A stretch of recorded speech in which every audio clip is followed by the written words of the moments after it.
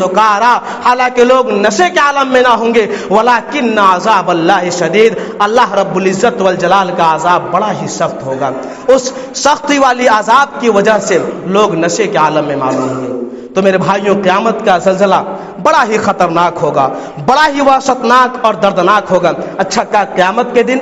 ہمارے رشتہ دار ہمارے کام آئیں گے؟ ہرگز نہیں۔ اللہ رب العزت والجلال نے قرآن مقدس میں بالکل واضح الفاظ میں بیان فرما دیا ہے کہ یوم یفر المرء من اخیہ، اس دن انسان اپنے بھائی سے بھاگے گا، وامہ، اپنی ماں سے بھاگے گا۔ میرے بھائیوں، ذرا سوچئے کہ جس ماں نے اپنے بچے کی نیند پر اپنی نیند کو قربان کیا تھا، اپنے بچے کے لیے ہر ایک پریشانی کو برداشت کیا تھا،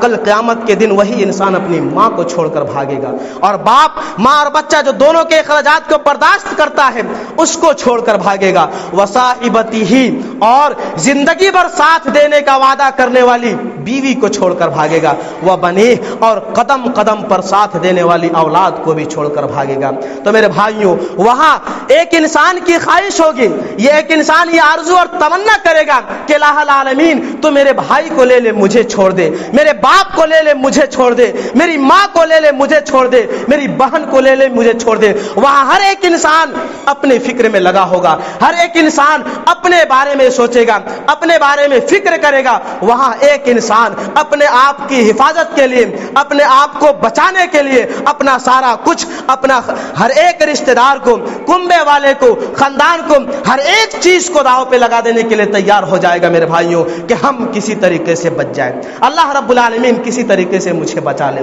تو میرے بھائیوں، دنیا کمانے کے چکر میں، دنیا کی لالچ میں اس قدر گرفتار مت ہو جاؤ کہ ہماری زندگی کا مشن اور ٹارگیٹ یہ دنیا ہو جائے۔ یہ دنیا، کسی شاعر نے کہا ہے کہ جگہ جی لگانے کی دنیا نہیں ہے، یہ عبرت کی جا ہے، تماشا نہیں ہے۔ میرے بھائیوں، اس دنیا میں بڑے بڑے سرما آئے، اس دنیا میں بڑے بڑے لوگ آئے۔ فرعون بھی تو اس دنیا کا مالدار آدمی تھا، وہ بھی تو کہا کرتا تھا انا ربکم الاعلی، میں تم سب کا رب ہوں۔ موت نے اسے اپنے آگوش میں لے لیا۔ حامان کا بھی یہی حال ہوا، قارون اور شداد اور نمرود کا بھی یہی حال ہوا۔ تو میرے بھائیوں، دنیا میں بڑے بڑے بادشاہ آئے، بڑے بڑے حکمران اور بڑے بڑے خلیفہ آئے، ان سب کو موت نے اپنے دبوچے میں لے لیا، ان سب کو موت نے اپنے آگوش میں لے لیا، ان سب کو موت کا جام پینا پڑا۔ تو میرے بھائیوں، ہم اور آپ کس کھیت کے مولی ہیں؟ ہمیں بھی ایک دن جانا ہے۔ تو میرے بھائیوں، قیامت کا منظر، ہمیں بھی ایک دن جانا ہے۔ تو قیامت کا زلزلہ بڑا ہی عظیم ہوگا، بڑا ہی خطرناک ہوگا اس دنیا کے لیے، جس دنیا میں ہم جیتے ہیں، اپنی زندگی گزارتے ہیں، اور جس دنیا کو کمانے کے چکر میں ہم حلال و حرام کو بھول جاتے ہیں، صحیح کیا ہے، غلط کیا ہے، اس کی تمیز نہیں کر پاتے ہیں۔ اس دنیا کی اوقات اللہ رب العالمین کے یہاں کیا ہے؟ وَمَا الْحَيَاةُ الدُّنْيَا إِلَّا مَتَاعُ الْغُرُورِ، دنیاوی زندگی محض ایک دھوکے کی زندگی ہے، ایک کھیل تماشے کی زندگی ہے، اور اس دنیا میں اور آخرت کی دنیا میں ذرا فرق کرنا ہے۔ تو صحیح مسلم کی ایک حدیث سنیے کہ اللہ کے نبی جناب محمد الرسول اللہ صلی اللہ علیہ وسلم ارشاد فرماتے ہیں کہ کل قیامت کے دن ایک ایسے انسان کو لایا جائے گا، ایک ایسے بندے کو لے کر کے آیا جائے گا جو دنیا میں بڑی ٹھاٹ باٹ کی زندگی بسر کرتا تھا، بڑی راحت اور چین و سکون والی زندگی گزارا کرتا تھا، ہمیشہ محلوں میں اس کی زندگی گزرتی تھی، اس کے پاس وہ کبھی پریشانیوں میں مبتلا نہیں ہوا کرتا تھا، لیکن وہ عبادت گزار نہیں تھا، اللہ رب العالمین کے سامنے سجدہ ریز ہونے والا نہیں تھا، اللہ رب العالمین سے اپنے گناہوں کی معافی اور تلافی کرانے والا نہیں تھا، متقی اور پرہیزگار نہیں تھا، بس اللہ رب العزت والجلال نے اسے دولت سے نواز دیا تھا، زمین اور جائیداد سے نواز دیا تھا، عیش و عشرت کی زندگی گزار رہا تھا۔ اللہ رب العالمین اس کو کل قیامت کے روز لے کر کے آئے گا، فَيُصْبَغُ صَبْغَةً فِي النَّارِ، ایک پل کے لیے اللہ تعالیٰ اس کو جہنم میں ڈالے گا، اور چند منٹ کے بعد اللہ رب العالمین اس بندے کو پھر نکالے گا اور پوچھے گا هل رأيت خيرا قط، اے میرے بندے ذرا تو یہ بتا کہ کیا تو نے دنیاوی زندگی میں کوئی خیر کا کام کیا، دنیا میں کوئی اچھائی اور بھلائی دیکھی؟ وہی انسان جس کی پوری زندگی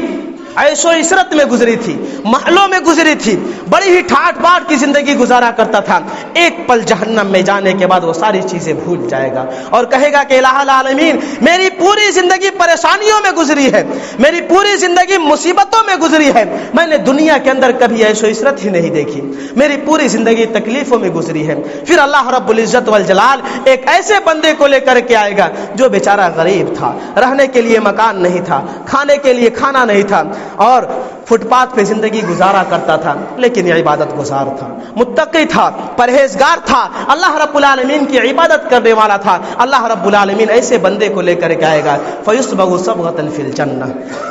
ایک پل کے لیے اس کو جنت میں داخل کرے گا اور پھر جنت سے نکالے گا اور اس سے پوچھے گا کہ هل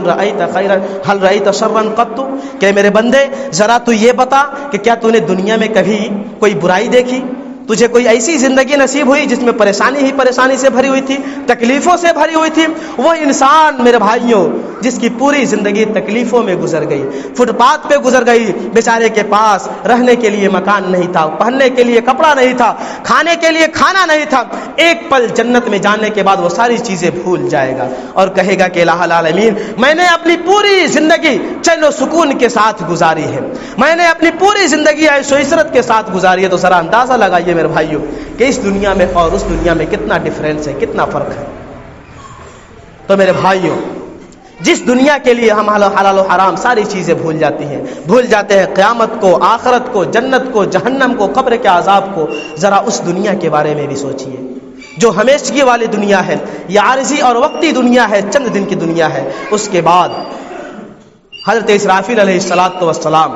اللہ رب العزت والجلال کے حکم سے سور پھونکیں گے۔ یاد رکھیے کہ 3 بار سور پھونکا جائے گا۔ پہلی بار سور پھونکا جائے گا جس میں دنیا کے سارے لوگ ڈر جائیں گے، سارے لوگ خوفزدہ ہو جائیں گے۔ دوسری بار سور پھونکا جائے گا تو سارے کے سارے لوگ اپنے قبروں سے اٹھ کھڑے ہوں گے میدان محشر کے لیے۔ تیسری بار قیامت قائم ہو جائے گی۔ انشاءاللہ اگلی باتیں اگلے خطبہ جمعہ کے اندر ہوں گی۔ آخر میں اللہ رب العزت والجلال سے دعا ہے کہ الہ العالمین تو ہمیں قیامت کی ہولناکیوں سے محفوظ رکھ، الہ العالمین تو ہمیں قیامت کے عذاب سے صحیح سلامت رکھ، الہ العالمین تو ہمیں جنت الفردوس میں اعلیٰ سے اعلیٰ مقام عطا فرما۔ اقول قولی ھذا واستغفر اللہ لی ولکم ولسائر المسلمین واستغفروہ انہ هو الغفور الرحیم، وآخر دعوانا الحمد للہ۔